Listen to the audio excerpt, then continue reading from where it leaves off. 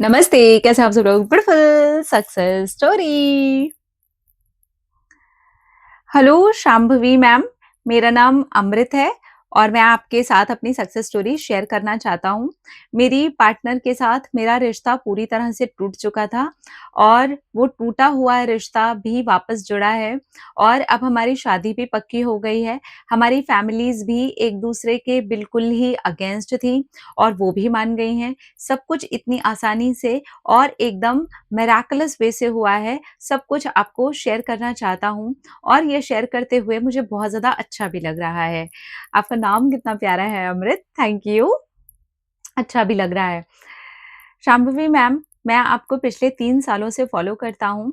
मैंने अपनी पार्टनर को मैनिफेस्ट ही किया था। हम दोनों एक ही ऑफ़िस में काम करते थे और तब मैं चाहता था कि हम दोनों रिलेशनशिप में आ जाएँ। हम दोनों रिलेशनशिप में भी आ गए और मेरी पार्टनर ने ही मुझे प्रपोज़ किया था। मैंने ही ये मैनिफेस्ट किया था कि मेरी पार्टनर मुझे प्रपोज़ कर रही है। आप ही का मैनिफेस्टेशन मेथड मैंने लगाया था 5 इंटू 5 5 और उसके बाद ही मेरी पार्टनर ने मुझे प्रपोज़ भी कर दिया था। उसके बाद से हमारा 3 साल तक जो रिलेशनशिप चला, वो तो बहुत अच्छा था, लेकिन पिछले 6 महीनों में बहुत सारी चीज़ें खराब हो गई थी। हमारे कास्ट का इश्यू था, ये हम दोनों ही जानते थे, लेकिन रिलेशनशिप इतना प्यारा था, हम दोनों के बीच में इतना प्यार था कि हमने ये सोचा था कि चाहे कुछ भी हो जाए, मना लेंगे। अब बात आती है जब मैं उनकी फैमिली में मिलने के लिए गया, तो उन्होंने मेरी बहुत इंसल्ट की। उनकी मम्मी ने, उनकी चाची ने और उनके फादर ने मुझे बहुत ज़्यादा बुरा बोला। इतना बुरा जो कि मुझे अच्छा नहीं लगा। मेरी सेल्फ रिस्पेक्ट भी उसी में हर्ट हो गई। मुझे बहुत ज़्यादा रोना आया। मैं उनके घर से निकला तो रो कर के निकला, पर फिर भी मैं अपनी पार्टनर को छोड़ना नहीं चाहता था। मैंने बाहर निकल के अपनी पार्टनर को मैसेज भी किया। उसने मुझे बहुत सारी बार सॉरी बोला। मैंने उसको बोला मैं तब भी तुझी से शादी करना चाहता हूँ। कोई बात नहीं, वो माँ-बाप हैं और ऐसा बोल भी रहे हैं तो कोई बात नहीं। अगर मेरे पेरेंट होते, मुझे बोलते तो क्या बुरा लगता? नहीं लगता। पर इसके बाद दीदी एक बहुत बड़ा प्रॉब्लम आ गया। मेरी फैमिली ने भी साफ मना कर दिया। मैं बहुत कोशिश करता रहा, लेकिन उन्होंने मना ही किया। इस बीच में मेरी पार्टनर के पापा ने एक ज़बरदस्ती उसका रिश्ता तय करने की बात कहीं पर चलाई। मेरी पार्टनर मना कर रही थी, फिर भी वो ज़बरदस्ती कहीं पर पैसे दे कर के आ गए। जैसे कि रिश्ता रोकने के लिए करते हैं, थोड़ी मिठाई और कुछ पैसे रख के आ जाते हैं लड़के वालों के हाथ में। वो करके उन्होंने वहाँ पर रिश्ता रोक दिया। अब मेरी पार्टनर को जब ये पता चला तो वो बहुत रो रही थी और उसने मुझे बोला कि ऐसा हो गया है। तब मैंने आपसे फ़ोन पर भी बात की थी और आपको ये बोला था कि शांभवी दीदी, मैं बस ये चाहता हूँ कि उसके पापा-मम्मी मान जाएँ और मेरे भी पापा-मम्मी मान जाएँ। तब आपने पता नहीं कौन से विश्वास से कहा था कि तू टेंशन क्यों ले रहा है मेरे भाई, ये पक्का हो जाएगा। उसके और तेरे मम्मी-पापा ज़रूर मान जाएँगे। विश्वास के साथ चलेगा तो तुझे ज़रूर सक्सेस मिलेगी। पता नहीं इस लाइन में ऐसी कौन-सी बात थी जो मैंने सुनी और मेरे अंदर एक विश्वास सा दौड़ गया। तब मैंने ये डिसाइड किया हो जाएगा, मुझे पक्का पता है। मैंने अपनी पार्टनर को आपकी बोली हुई अफ़र्मेशन दे दी और मैंने कहा तू भी अफ़र्म कर, तू टेंशन मत ले और मैंने उसको यही कहा कि तू बस ये बार-बार सोच, बोल, विजुअलाइज़ कर, मेरे लिए लिख, मुझसे व्हाट्सएप पे ऐसे ही चैटिंग कर जैसे कि हमारी शादी हो रही है। हम शादी की शॉपिंग कर रहे हैं। पर सीन दीदी यहाँ बिल्कुल उल्टा था। उसके पापा वहाँ पर शादी की तैयारियाँ कर रहे थे और जल्दी से जल्दी वो बस किसी तरह से शादी कर देना चाहते थे। मेरी पार्टनर की एज 29 इयर्स है और मेरी एज 27 ईयर है। ये भी एक बवाल सा बना हुआ था। तब मैंने सोचा होगी तो शादी मेरी पार्टनर से ही और मैं अपनी पार्टनर से वैसे ही चैटिंग करता जैसे उसकी और मेरी शादी की तैयारियां चल रही हैं। जैसा आपने बताया था सेम टू सेम हम दोनों कर रहे थे और इसी बीच होता ये है कि लड़के वाले रिश्ता तोड़ देते हैं। लड़के वालों की तरफ से वही आता है जो आपने बोला था कि वो कैंसल करेंगे और वही हुआ। उनकी तरफ से रिश्ता टूट जाता है और तब मेरी पार्टनर मुझे मैसेज करके बोलती है, "रिश्ता टूट गया।" मुझे लगा ये एक्ट एज़ इफ ही कर रही है। इतना ज़्यादा रियल था और तब उसने बोला, "अरे! मैं सच में लिख रही हूँ, मैं तुझे वॉइस नोट छोड़ती हूँ।"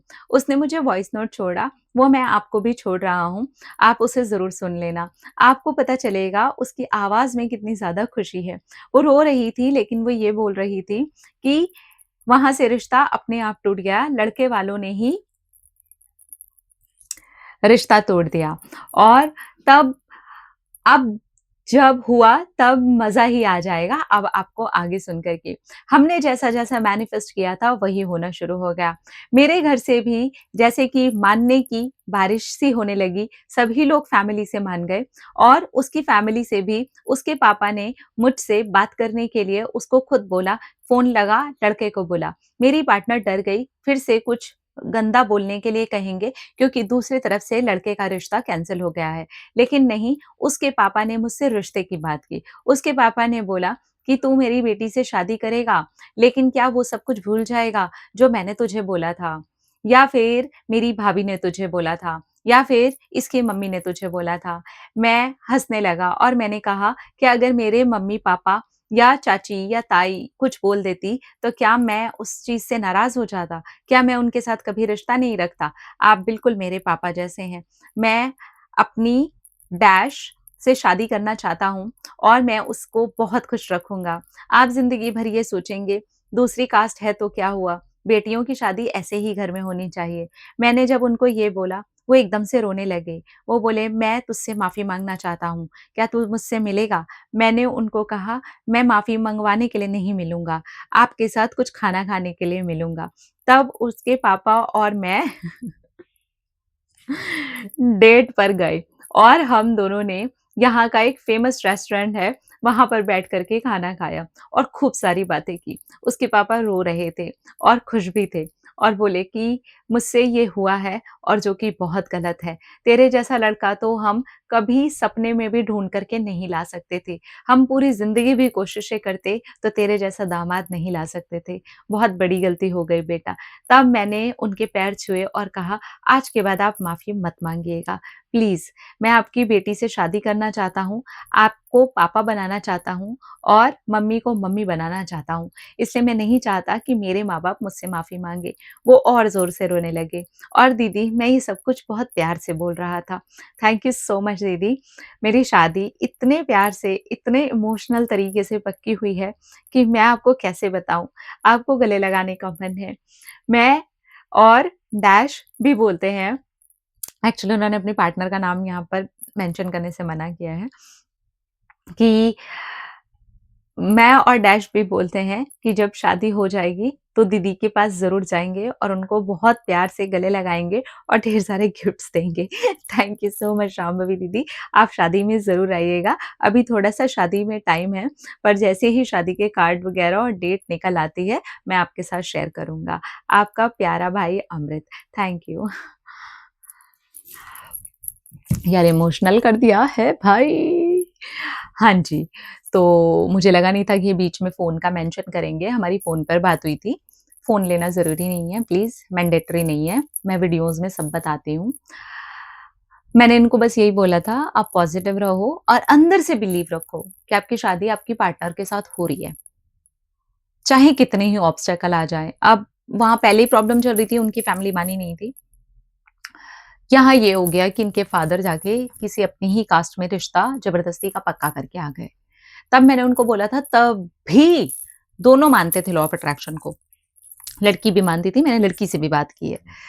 तो इनको बोला था कि आप एक्ट एज़ इफ करो। तो इन्होंने जो भी तरीका निकाल सकते थे, ज़्यादा फ़ोन-वोन पे बात नहीं करते थे, तो ये व्हाट्सएप पे चैटिंग करते थे। तो ये व्हाट्सएप पे ऐसे चैटिंग करते थे जैसे कि इनकी शादी हो रही है और इनकी शॉपिंग की तैयारी हो रही है और आपको मैं बताऊँ वो एक्ट एज़ इफ ऐसे आया है कि इन्हीं दोनों की शॉपिंग हो रही है, शादी की। इन्हीं दोनों की शादी की तैयारी हो रही है। मैंने बोला डिज़र्विंग मोड में रहो, पॉज़िटिव सोचो, वो बिलीव करो।